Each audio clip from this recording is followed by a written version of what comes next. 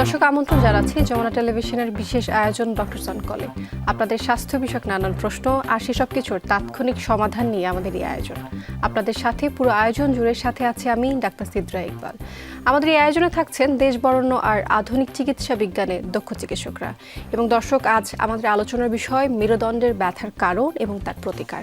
আলোচনার জন্য আজ আমাদের সাথে অতিথি হিসেবে আছেন ডাক্তার শেখ মোহাম্মদ আতিকুর রহমান, সহকারী অধ্যাপক অর্থোপেডিক সার্জারি ও উপপরিচালক প্রশাসন, জাতীয় অর্থোপেডিক হাসপাতাল ও পুনর্বাসন প্রতিষ্ঠান। দর্শক, আমরা আজ যে বিষয়ে কথা বলবো বললাম, মেরুদণ্ড নিয়ে আজ আমরা কথা বলবো, মেরুদণ্ডের ব্যথার কারণগুলো নিয়ে কথা বলবো। যেমনটা আমরা জানি দর্শক, আজকাল মেরুদণ্ডের ব্যথা শুধুমাত্র বয়স্কদের নয়, যে তরুণরা অনেকক্ষণ বসে কাজ করছেন তাদের মধ্যেও কিন্তু অনেক বেশি দেখা যাচ্ছে। তাই এই বিষয় নিয়ে আজ আমরা আলোচনা করব। চলে যাচ্ছি আমাদের অতিথির কাছে। আপনাকে স্বাগত জানাচ্ছি ডক্টর অন কলে। ধন্যবাদ। যেমনটা বলছিলাম যে আজকাল আসলে মেরুদণ্ডের ব্যথা শুধুমাত্র বয়স্কদের ব্যথা নয়, যে সকল তরুণরা অনেকক্ষণ বসে কাজ করছেন তাদের মধ্যে দেখা যাচ্ছে, বা আরও কম বয়সী রোগীদের মধ্যে নিশ্চয়ই আপনারা পেয়ে থাকছেন। তো প্রথমে একটু শুরু করতে যাচ্ছি যে কি হলে আসলে বুঝতে পারবো যে মেরুদণ্ডের কোনো একটা সমস্যা হয়েছে। আসলে মেরুদণ্ডের সমস্যার সবচেয়ে প্রাথমিক প্রকাশ যেটাতে ঘটে সেটা হচ্ছে ব্যথা। আর আপনারা জানেন, আপনি যেটা বললেন যে এখনকার সময়ে আমাদের তরুণ সমাজ থেকে শুরু করে বিশেষ করে যারা পেশাজীবী মানুষ, যারা অফিসে কাজ করেন বা যারা বিভিন্ন ডেস্ক ওয়ার্ক করেন, দীর্ঘ সময় বসে কাজ করেন, তাদের প্রায়শই দেখা যায় যে মেরুদণ্ডের ব্যথা হচ্ছে, পিঠে ব্যথা হচ্ছে। রোগী মূলত আমাদের কাছে প্রথমেই আসে পিঠে ব্যথা নিয়ে, এবং মেরুদণ্ডের কোনো সমস্যা তার সর্বপ্রথম প্রাথমিক প্রকাশ হচ্ছে ব্যথা, যেটা পরবর্তীতে কোমর থেকে বা পিঠ থেকে পায়ের দিকে নেমে যেতে পারে। পায়ে ঝিনঝিন বা অবশ ভাব আসতে পারে। রোগী দীর্ঘ সময় দাঁড়িয়ে থেকে কাজ করার ক্ষমতাটা হারিয়ে ফেলতে পারেন, বা লম্বা সময় হাঁটার ক্ষেত্রে তার অসুবিধা তৈরি হতে পারে। মূলত এই ধরনের অসুবিধাগুলো নিয়ে রোগী আমাদের কাছে আসেন মূলত। আর অনেক সময় যেটা হয়, নেগলেক্টেড কেস, যে কেউ হয়তো কোনোভাবে জিনিসটাকে কম্পেনসেট করে নিচ্ছেন, ডাক্তারের কাছে যাচ্ছেন না। হ্যাঁ, সেক্ষেত্রে অনেক সময় রোগী দেখা যায় যে পরবর্তীতে সিভিয়ার পেইন, সাথে জ্বর থাকতে পারে, সাথে তার ওয়েট লস থাকতে পারে। মানে এটা কারণের উপর নির্ভর করে যে কোন কারণে, মেরুদণ্ডের কোন অসুবিধার কারণে রোগী আমাদের কাছে আসছেন। তবে মূলত প্রথমে রোগী ব্যথা নিয়ে আমাদের কাছে আসেন। আচ্ছা, আমি যেমনটা বলছিলাম যে ব্যথা তীব্র হলেই কিন্তু রোগীরা চিকিৎসকের কাছে যায়। তো যদি ব্যথা তীব্র না থাকে, তারপরেও দেখা যায় যে অল্প অল্প ব্যথা হচ্ছে, দীর্ঘদিন ধরে ব্যথা, এই ধরনের রোগীর ক্ষেত্রে আসলে কি কি বিপদ সংকেত পরবর্তীতে দেখা যায়? রেড ফ্ল্যাগ সাইন বলে আমাদের কিছু ব্যাপার আছে, যে রোগীর যদি দীর্ঘদিন তার ব্যথা থাকে এবং সেই ব্যথা যদি উনি ব্যথানাশক ওষুধ খেয়ে বা নানাবিধ করে কমানোর চেষ্টা করেন, এবং উনি দীর্ঘদিন যদি ডাক্তারের কাছে না আসেন, তাহলে পরবর্তীতে অনেক সময় এটা যদি ডিস্কের প্রলাপস জনিত কারণে ব্যথা হয়, বা অস্টিও আর্থারাইটিসের কারণে যদি ব্যথা হয়, বা এটা যদি আপনার কি বলা যায় যে সায়াটিকার কারণে ব্যথা হয়, এগুলো ক্ষেত্রে রোগী পরবর্তীতে নিউরোলজিক্যাল অনেক এভিডেন্স নিয়ে আমাদের কাছে আসতে পারে। দেখা যায় যে পায়ের কোনো একটা অংশে দুর্বলতা থাকতে পারে, রোগীর পায়ের একটা অংশ শুকিয়ে যেতে পারে, তার হাঁটার প্রবলেম হতে পারে, এবং এটা যদি এক্সট্রিম লেভেলে যায়, অনেক সময় বাওয়েল এবং ব্লাডারের যে কন্ট্রোল, আমাদের প্রস্রাব পায়খানা ধরে রাখবার বা সেটা নিয়ন্ত্রণের যে ক্ষমতা, সেটা অনেক সময় হ্যাম্পার হতে পারে। এরকম অবস্থায় রোগী আমাদের কাছে আসতে পারে। আপনি যেটা বলছিলেন ডিস্কের প্রলাপ, একটু ডিস্ক প্রলাপের ব্যাপারেই জানতে চাচ্ছি। ডিস্ক প্রলাপ কখন হয় এবং কি? আচ্ছা, ডিস্ক প্রলাপসের যে ব্যাপারটা, সেটা হচ্ছে আমাদের মূলত, আপনারা জানেন যে আমাদের যে কশেরুকা মেরুদণ্ড, যেটা 33টি হাড্ডি নিয়ে গঠিত, তার মাঝখানে উপরের 7টা, যেটা সার্ভাইকেল রিজিয়নে ঘাড়ের যেটা, এবং লাম্বার রিজিয়নে যেটা কোমরের 5টা অংশ, এটা মুভেবল। আর পিঠের যে মাঝখানে 12টা, সেটা ফিক্সড। যে কারণে আমরা ডিস্ক প্রলাপসটা থোরাসিক রিজিয়ন বা পিঠের মাঝখানের যে 12টা রিজিয়ন, হাড়ের মাঝখানের যে রিজিয়ন, সেই জায়গাটাতে আমরা কম পাই। এটা মূলত ঘাড়ে, এবং সবচেয়ে বেশি দেখা যায় কোমরের ডিস্ক প্রলাপস। এবং এই ডিস্ক প্রলাপসগুলোর সাথে আসলে আমাদের অনেকগুলো ফ্যাক্টর জড়িত। আপনি জানেন যে বর্তমান সময়ে আমরা ওবেস পারসন বেশি পাই। আমাদের খাদ্যাভ্যাস এবং জীবনযাত্রা পদ্ধতির কারণে ওবেসিটি একটা ব্যাপার, এবং আমাদের ল্যাক অফ এক্সারসাইজ। আমাদের বর্তমান যুগে আমরা আসলে অধিকাংশ, বিশেষ করে তরুণ এবং মাঝবয়সী মানুষ যারা, তারা নানাবিধ কারণে প্রেশার, তাদের সামাজিক কাজকর্ম এবং তাদের পেশাগত ব্যস্ততার কারণে ব্যায়াম করতে পারেন না, যে কারণে তাদের পিঠের মাংসপেশিগুলো অনেক সময় শক্তি হারিয়ে ফেলে। হ্যাঁ, যার কারণে পরবর্তীতে সামান্য কোনো ভারী জিনিস তুলতে যেয়ে, বা জোরে হাঁচি দিয়েছেন বা কাশি দিয়েছেন, হ্যাঁ, এরকম অবস্থায় ডিস্ক প্রলাপস নিয়ে রোগী আমাদের কাছে আসেন, আমরা সেটা দেখতে পাই। স্মোকিং একটা মেজর ফ্যাক্ট। স্মোকিংয়ের কারণে স্পাইনাল রিজিয়ন রিজিয়নের যে ডিস্কগুলো আছে বা সেখানে আপনার রক্ত সরবরাহ কমে যায়, নিউট্রিশন কমে যায়, কমে যে ডিস্কও ডেসিকেটেড হতে পারে এবং সেই সময় ডিস্কের প্রলাপস স্মোকারদের ক্ষেত্রে বেশি হতে পারে এবং স্মোকিংয়ের কারণে ক্রনিক কাফ যদি রোগীর থাকে সেখানে এই ক্রনিক কাফের দীর্ঘদিন কারণে যদি কাশি হয়ে থাকছে দীর্ঘদিন ধরে সেখানে। যদি তার কাশি থাকে সেখান থেকে ডিস্ক প্রলাপস হতে পারে।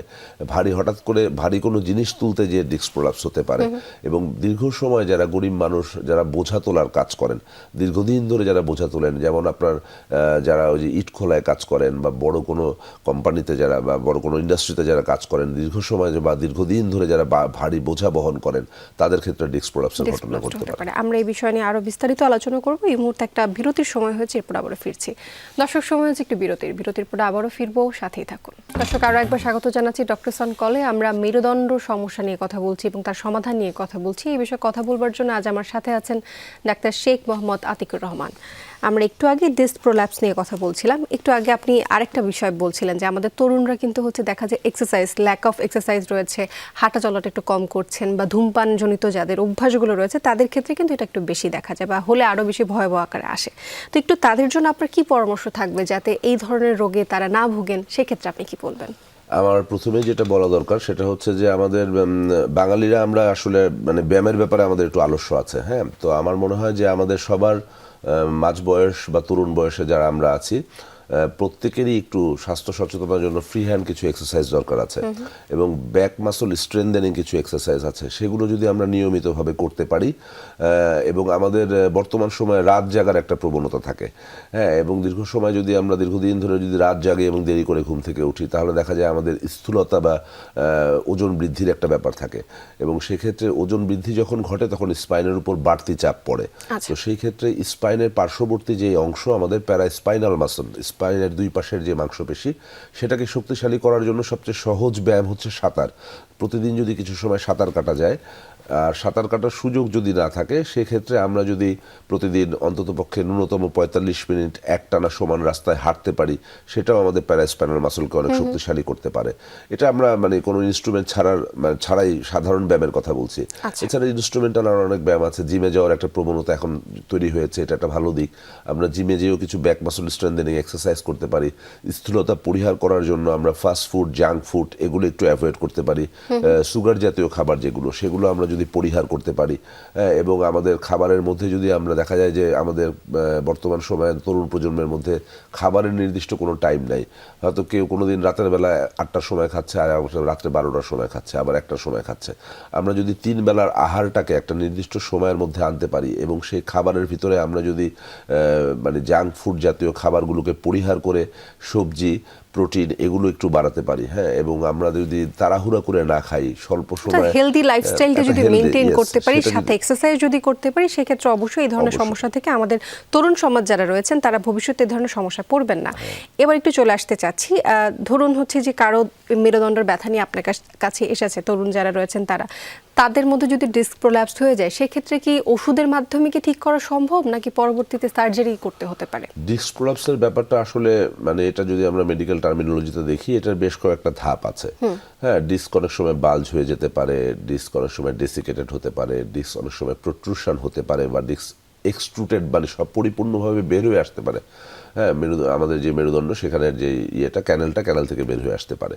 তো আসলে আমি এক্সট্রুটেড ডিস্ক ছাড়া অন্যান্য যে 3টা কথা বললাম, এগুলো ক্ষেত্রে কিন্তু আপনি যদি পর্যাপ্ত বিশ্রাম নেন, অ্যান্টি ইনফ্ল্যামেটরি ওষুধ যেগুলো আছে, হ্যাঁ, সেগুলো যদি করেন, কিছু মাসল রিল্যাক্সেন্ট যদি আপনি দেন, সেখানে যদি কিছু ফিজিওথেরাপি করা যায়, সেখানে যদি আপনার একটু গরম শেক দেওয়া যায় এবং রোগী যদি প্রপার পোস্চার মেনটেন করে রেস্টে থাকে, তাহলে কিন্তু এটা অনেকাংশে উপশম হয়ে যায়।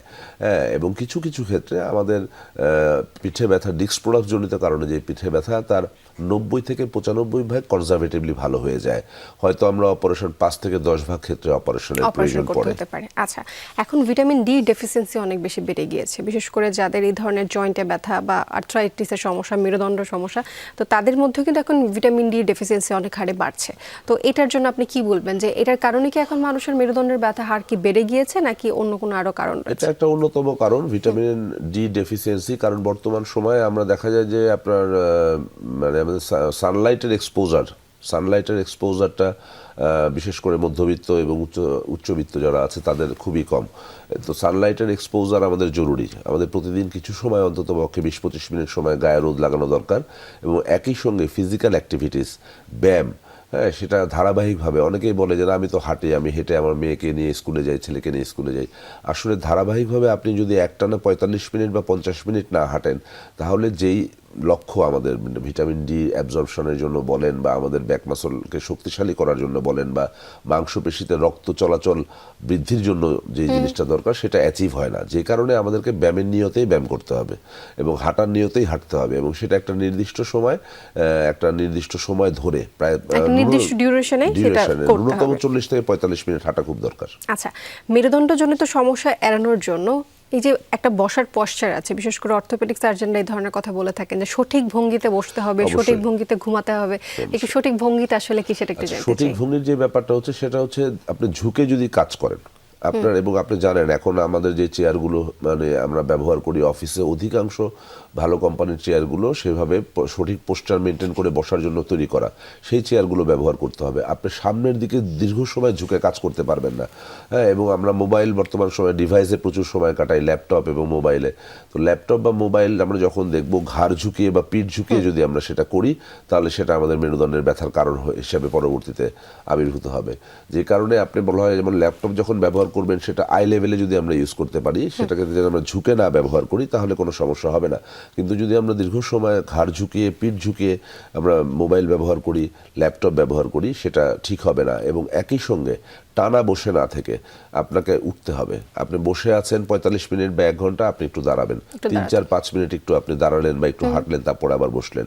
একই ক্ষেত্রে আপনি যদি দীর্ঘ সময় দাঁড়িয়ে থাকেন, সেটা 45 মিনিট বা 1 ঘন্টা পরে আপনাকে একটু বসতে হবে। এই জিনিসটা যদি আমরা করতে পারি, তাহলে আমার মনে হয় যে খুব একটা আসলে অসুবিধা কোনো হবে না। ধরনের অজুহাত এখানে চলবে না। স্বাস্থ্য পরবর্তীতে কিন্তু কোনো অজুহাত মানে না যে আসলে অবশ্যই। হাঁটা চলা যে করাটা কতটুকু গুরুত্বপূর্ণ, বিশেষ করে যারা কর্পোরেট অফিসে কাজ করেন, দীর্ঘ সময় বসে কাজ করেন, তাদের ক্ষেত্রে এটা একেবারে অত্যাবশ্যক একটা কাজ। অবশ্যই। আমরা বিষয় নিয়ে আরো আলোচনা করবো, আরেকটা বিরতিতে যাচ্ছি। দর্শক, সময় হচ্ছে একটি বিরতির পর আবারও ফিরছি, সাথেই থাকুন।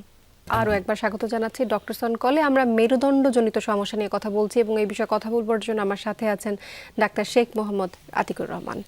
আমরা একটু আগে আরও অনেকগুলো বিষয় নিয়ে আলোচনা করেছিলাম যে আসলে সঠিক ভঙ্গিতে বসা কতটুকু জরুরি। এবার একটু চলে আসি, আপনি যেমনটা জানেন যে এখন তো হচ্ছে সবাই মোবাইল, ল্যাপটপ এটার প্রতি অনেক বেশি আসক্ত। বিশেষ করে ছোট যে বাচ্চাগুলো রয়েছে, তারাও দীর্ঘ সময় মোবাইলের দিকে তাকিয়ে অনেকক্ষণ মোবাইল ইউজ করছেন। তো এতে করে টেকনিক নামের একটা রোগ তৈরি হয়। এই বিষয়ে একটু জানতে চাই যে টেকনিক আসলে কি। আপনি যদি মোবাইলের যে আসক্তির কথা বললেন, বা সেটা তো মনোজগতের একটা পরিবর্তন ঘটায় এবং আমাদের স্ট্রেস বাড়ায় এবং আমাদের স্ট্রেসের প্যারালালি আমাদের যে ঘাড়ের মাংসপেশি আছে, আমাদের যে কাঁধের মাংসপেশি আছে, সেগুলোর একটা জড়তা তৈরি করে, সেগুলোকে আপনার স্টিফনেস তৈরি করে। হ্যাঁ, সেগুলোকে আপনার দেখা যায় যে আনডিউ ব্যথা বা হঠাৎ করে সাডেনলি পেইন তৈরি করে। হ্যাঁ, তো আপনি ডিভাইস ওরিয়েন্টেড বিষয়গুলো থেকে যদি মানে আমরা আমাদের পরবর্তী প্রজন্মকে রক্ষা না করতে পারি এবং বর্তমান প্রজন্মকেও যদি এটা রেশনাল ইউজ এনশিওর করতে না পারি, তাহলে এই জাতীয় অসুবিধাগুলো থেকে আমরা আসলে পরিত্রাণ পাওয়ার সুযোগ নাই বললেই চলে। হ্যাঁ, তো সেই ক্ষেত্রে আমার মনে হয় যে কোনো ডিভাইসই আপনার পরিমিত ব্যবহারের উপর এটা আমাদের জোর দেওয়া খুব জরুরি। এবং একই সঙ্গে আপনার আমাদের ডিভাইস ওরিয়েন্টেড কারণে আমাদের মানসিক যে স্ট্রেসটা বাড়ে, সেটা কিন্তু আমাদের মাংসপেশির টেনশন বাড়ায়। সেই মাংসপেশির টেনশনও কিন্তু আমাদের ঘাড় এবং পিঠের ব্যথার জন্য অনেক বেশি জরুরি। এই জন্য যে কারণে এটা আমার মনে হয় যে আমরা এটা সবাইকেই অ্যাভয়েড করার চেষ্টা করতে হবে আর কি। আচ্ছা, যদি ব্যথা না থাকে তারপরেও কি মেরুদণ্ডের কোনো ধরনের সমস্যা হতে পারে কিনা, যে কোনো রকম সাইন অ্যান্ড সিমটমস নাই তারপরেও হচ্ছে মেরুদণ্ডের কোনো সমস্যা দেখা দিতে পারে কিনা? আমাদের বয়স্ক রোগীদের ক্ষেত্রে আপনি খুবই মানে চমৎকারভাবে যে প্রসঙ্গটা এনেছেন, আমাদের বয়স্ক রোগীদের ক্ষেত্রে এটার মানে মাত্রা বা হার অনেক বেশি। কারণ আপনি জানেন যে আমাদের একটা নির্দিষ্ট বয়সের পরে অস্টিওপোরোসিস ডেভেলপ করে অধিকাংশ মানুষেরই, বিশেষ করে পোস্ট মেনোপোজাল লেডি যারা মেনোপজ হয়ে যাওয়ার পরে তাদের অস্টিওপোরোসিস দেখা দেয়। বোনের ডেন্সিটি কমে আসে, বোন পাতলা হওয়া শুরু করে, এবং বয়স্ক পুরুষদের ক্ষেত্রেও সেটা ঘটে থাকে। এবং মেরুদণ্ড এবং আমাদের শ্রোণীচক্রে এই জিনিসগুলো সবচেয়ে বেশি হয়, সর্বাধিক বেশি হয়।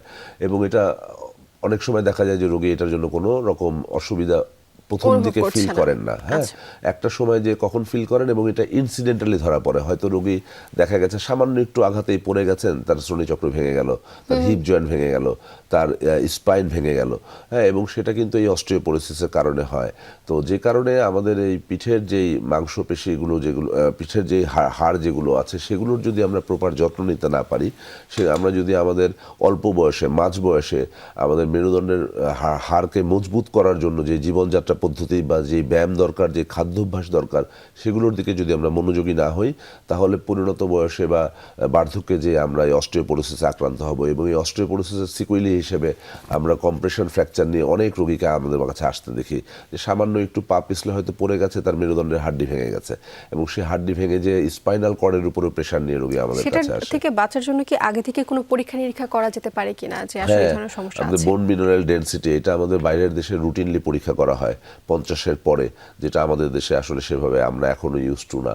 তো আমরা মনে করি যে 50-এর পরেই বিশেষ করে মহিলাদের ক্ষেত্রে বোন মিনারেল ডেনসিটি আমাদের দেখা উচিত, এবং বোন মিনারেল ডেনসিটি দেখে যে জায়গাতে আমাদের হাড়ের ঘনত্ব কমে যায় বা অস্টিওপোরোসিস আছে, সেটা আমরা প্রিভেন্ট করার জন্য এখন অনেক রকমের আমাদের মেডিকেশন আছে, ওষুধ আছে, সেগুলো আমরা ব্যবহার করতে পারি, এবং সেগুলো ব্যবহার করলে আমরা অনেক উপকার পাওয়া যায়। সামনে কুরবানি ঈদকে ঘিরে একটু আপনার কাছ থেকে কিছু পরামর্শ চাচ্ছি, যেহেতু এই সময়টাতেই মানুষ হচ্ছে হাটে একটু যেতে ব্যস্ত, গরু কিনতে ব্যস্ত, অথবা কুরবানির দিন যেটা দেখা যাবে যে সবাই গরু হচ্ছে যে কাজগুলো রয়েছে কোরবানির পরবর্তীতে তাতে ব্যস্ত, ভারী জিনিস তোলা হবে, গরু সামলাতে হবে। তো এই সকল বিষয়তে অনেক ধরনের দুর্ঘটনাও ঘটে, বিশেষ করে মেরুদণ্ডের উপর একটা চাপও পড়ে। সেক্ষেত্রে আপনি আমাদের দর্শকদের কি পরামর্শ দেবেন? আমাদের কুরবানি ঈদের এই আপনি যে প্রসঙ্গটা তুললেন, খুবই সময়োপযোগী একটা প্রশ্ন। আমাদের গত বছরের কথা আমি বলতে পারি। গত বছরের কুরবানি ঈদে এই কুরবানি গরুকে সামলানো, গরু জবাই এবং গরুর মাংস তৈরি করার সময় প্রায় 175 থেকে 200টা রোগী আমাদের পঙ্গু হাসপাতালে বা নিটোরে এসেছিল ঈদের দিন রাতের বেলা, সারা দিনে। এই সংখ্যাটা কিন্তু কম না, অনেক বেশি। হ্যাঁ, তো সেই ক্ষেত্রে আমি মনে করি যে মাঝবয়সী বা বয়স্ক লোক যারা, তারা অবশ্যই ঝুঁকে কোনো কিছু তুলবেন না। আপনি জানেন যে আমাদের কোনো ভারী জিনিস তোলার জন্য একটা পোস্টার আছে, আমরা হাঁটুর উপর ভর দিয়ে সেটা করতে পারি, মেরুদণ্ডকে সোজা রেখে। আমাদের যদি কোনো জিনিস ভারী তুলতেই হয়, অবশ্যই সেটা মেরুদণ্ড সোজা রেখে তুলতে হবে। এবং একই সঙ্গে মাংস কাটাকাটির ক্ষেত্রে বা করার ক্ষেত্রে আমাদেরকে ঝুঁকে থেকে যদি আমরা কেউ মাংস কাটার চেষ্টা করি বা চামড়া ছেলার চেষ্টা করি, হ্যাঁ, সেক্ষেত্রে আমাদের সমস্যা হতে পারে। সেক্ষেত্রে প্রপার স্ট্রেচিং না করে এই ধরনের কর্মকাণ্ডে সম্পৃক্ত হওয়াটা আমার মনে হয় সঠিক হবে না।